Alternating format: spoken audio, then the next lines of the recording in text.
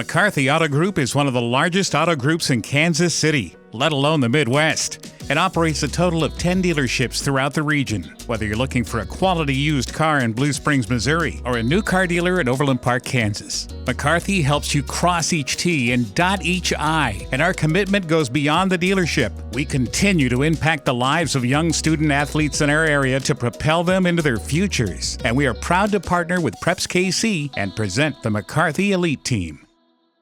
Are you elite? When the game is on the line, you make that big tackle, break the long run, throw that block, make that kick. Are you the best of the best in KC? Well, starting this season, a new standard will be set. The most exclusive postseason honor in Kansas City high school football. The PrepsKC McCarthy Elite Team. Only 28 players will earn this distinction, from quarterback to kicker, defensive lineman to returner. It's not about the stars next to your name. It's about what you do on the field. Will you become part of the elite? The PrepsKC McCarthy Elite Team. Sponsor of the PrepsKC McCarthy Elite Team, and that's what we're talking about now. We bring in our own Cole Young, and Cole, it's still time to talk about football, even though we're in a great time for baseball, and you got your Royals hat on there, which is great to see. Mine is upstairs from wearing it last night, but it's time to talk wide receivers. And I say this in a nice way. The divas of football, the only ones that you could also call divas are the defensive backs on the other side. And a lot of these guys play both ways and do that. But these are the guys who make the plays. They make probably the most athletic position on the field is at that quarter, or is at that wide receiver position. And we got some good ones this year. We start on the Kansas side. You know, you got a lot of pairs, and one of them is Parker Chase and Sam Neeson from St. James. Those two guys are having good seasons, real similar numbers. But when you got two, that makes them even tougher to keep an eye on. Yeah, you're exactly right. I think the biggest challenge probably is who's Tyson Beshore want to throw to every week, and he's got 65 completions, and I think 44 of them are between those two guys. As we kind of talk about a lot of these guys, we're going to say, they're getting double teamed, this kind of stuff. They don't have that problem because they've got two weapons. Yeah, same with Jordan Ballard and Taron Jackson at Bishop Miege. And you can also see when you look at numbers, you can also see a little bit of different styles. You got some guys who got 14 yards per catch or 20 yards per catch. The Bishop Miege guys have 10 and 14 yards per catch. Jackson's got he's sitting at 325 yards and 30 catches. He's averaging about 10. He's got 3 touchdowns. Ballard's 29 catches for 416. That's a little bit of style of their offense. They get the ball out quick. They're not necessarily throwing down the field. And then you get a guy from like Brittingham from Free State on the Kansas side, only has 10 catches for 299 yards. It's called a Xavier Worthy style approach, right? Yeah, yes. You're going to go a long ways when you get it. Trevor Garlington from Blue Valley Northwest is the same. He's averaging 20 yards a carry or a catch. And AJ Allen from Lansing, 25 yards a catch. And you could see that, some of those guys are the big play guys.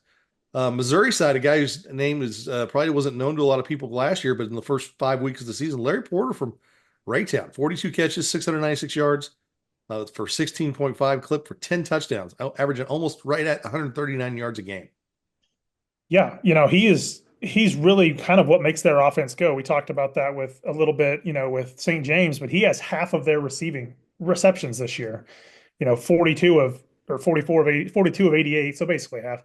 And, it's not like he's catching 3-yard routes. He's averaging 16 yards a carry, 10 touchdowns, 139 yards a game. I don't care. He's playing good competition.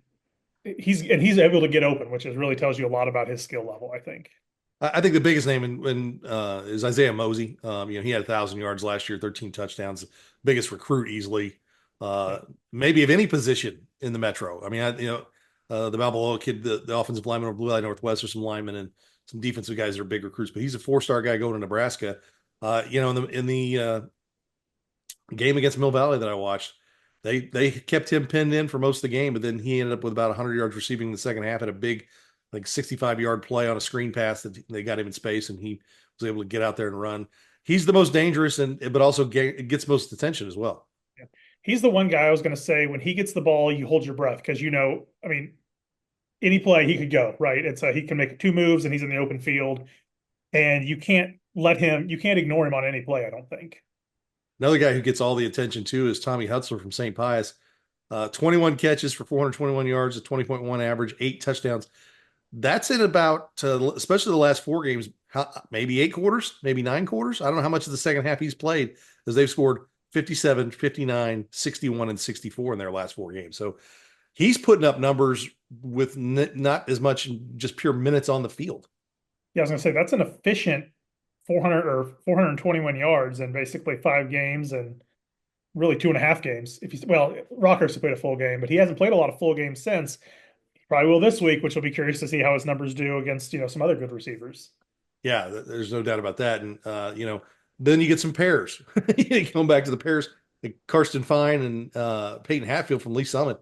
The Carson Fine's he's a little bit more of the deep threat. He's got 19 catches, 487 yards, 25.6 yards a carry, 5 touchdowns. I don't know if you saw the highlight of the week this week was him taking one over the shoulder in double coverage last week, and that went over Lee Summit West. And then there's Peyton Hatfield, the other receiver for them, has got 31 catches for 469 yards, 3 touchdowns. So they've got a pair there.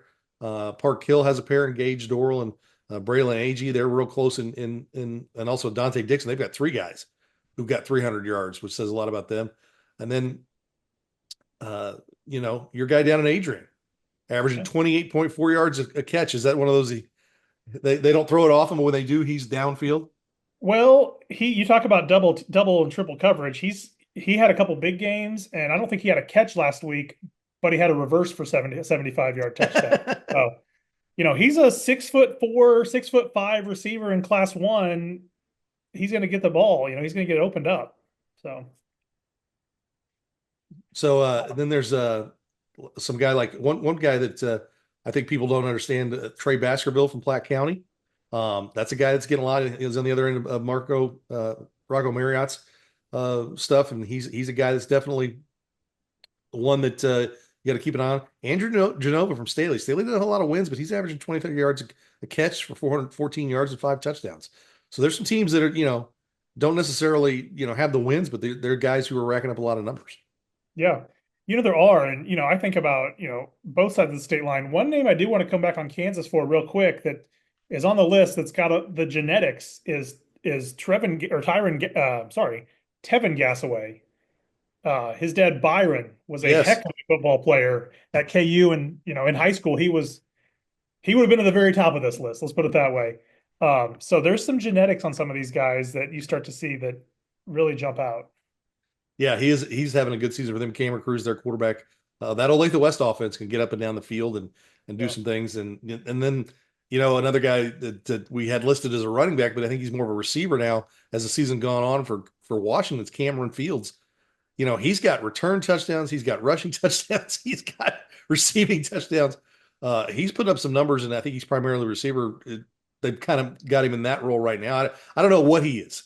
He may be the guy who makes the elite team as the returner, because he's already got, I think, 3 return touchdowns, and likely to, if they kick it to him, likely to get a few more there. No, it's fun to see, and it's you got different guys at different schools, and some schools throw it around, and then some schools don't. But when they do, they hit big plays with it, and so that's one of the fun things about this, and that's the great thing about doing this elite team is we really get to talk about a lot of kids as the season goes on. And we'll start to narrow it down. We'll double back after we get done with the position groups and kind of go through again, and we'll be about 8 weeks, 9 weeks in the season. Guys will be getting done with their season, so you'll kind of have a full body of work, and it'll be curious to see how many 1,000-yard receivers we finish with this year. Well, I mean, we've got 3 guys right now in the city averaging over 100 yards a game, and a lot more real close. Yeah, looking at, depending on how far Raytown makes it, we could have a 1,500-yard receiver. Yeah, he's putting up big numbers, and they're going to be in games where they're going to need to score, and he's going to be a guy that's going to have to get that done. So it's definitely an interesting group, and a fun one to talk about and take a look at. And we appreciate you taking time in the first hour, and that's also part of our podcast that we do with our elite team. And we will chat with you again in our second hour. Sounds good. Thanks.